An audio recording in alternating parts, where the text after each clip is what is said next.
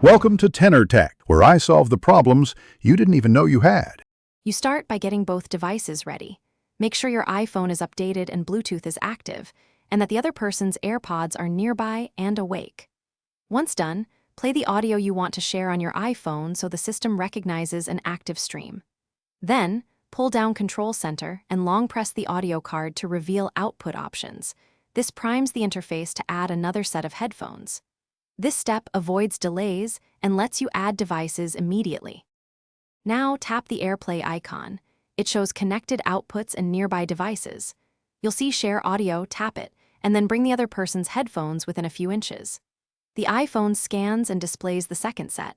Make sure they are in pairing mode or simply nearby if already paired to their phone.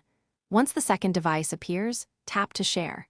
This connects both outputs to the same stream, so you both hear identical audio with synced timing and volume control. You finish by managing playback. Use the same audio card to control each pair's volume independently so one listener can be louder than the other. If sharing fails, make sure Bluetooth is on, then toggle it or restart your iPhone and try Share Audio again.